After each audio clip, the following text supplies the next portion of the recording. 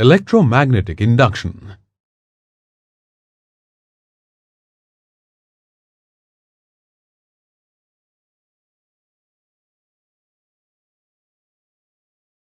In this lesson, we shall learn about electromagnetic induction. The phenomenon of electromagnetic induction can be demonstrated by an experiment. Wind an insulated copper wire on a paper or wooden cylinder so as to form a coil in the form of a solenoid. Connect the two ends of the coil to a galvanometer and place a magnet close to it. The reading of the galvanometer is 0 when the magnet is stationary. The pointer of the galvanometer deflects towards the right when the north pole of the magnet is moved towards the solenoid. The galvanometer shows 0 reading when the motion of the magnet stops. This proves that as long as the magnet keeps moving, current flows in the solenoid. If the magnet is moved away from the solenoid, current flows in opposite direction in the solenoid.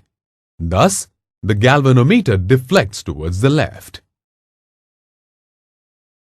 The deflection increases if the magnet is moved away with greater velocity. If the polarity of the magnet is reversed and the magnet is brought close to the solenoid, then current flows in an opposite direction. The galvanometer accordingly turns towards the left. Faraday observed that current flows in the coil only when there is a relative motion between the coil and the magnet. The direction of deflection in the galvanometer is reversed if the direction of motion is reversed. The current in the coil and the corresponding deflection of the galvanometer can be increased by using a strong magnet or by increasing the motion of the magnet. Increasing the area or the number of turns also creates a strong current in the coil. According to Faraday, when there is no relative motion between the magnet and the coil, the magnetic flux within the coil remains constant. So the galvanometer shows no deflection. But when the magnet is moved towards the coil or vice versa, the magnetic flux changes and an EMF is induced in the coil.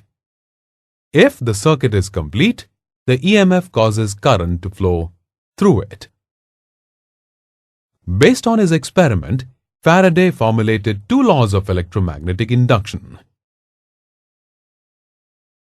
Whenever there is a change in the magnetic flux linked with a coil, an electromotive force is induced. The magnitude of the induced EMF is directly proportional to the rate of change of the magnetic flux linked with the coil. The direction of the induced EMF depends on whether there is an increase or decrease in the magnetic flux. John Ambrose Fleming gave two rules to determine the direction of motion or the direction of induced current. While the left-hand rule is for electric motors, the right-hand rule is for generators. According to Fleming's right-hand rule, the thumb, forefinger, and middle finger of right hand are stretched perpendicular to each other.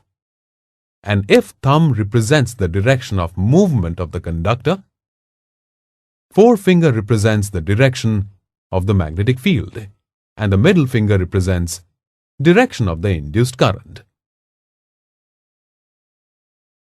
Lenz's law states that the direction of the induced EMF is such that it always tends to oppose the cause which produces it.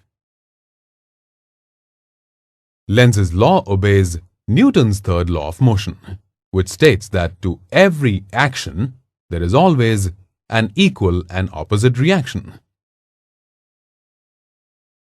It also obeys the law of conservation of energy.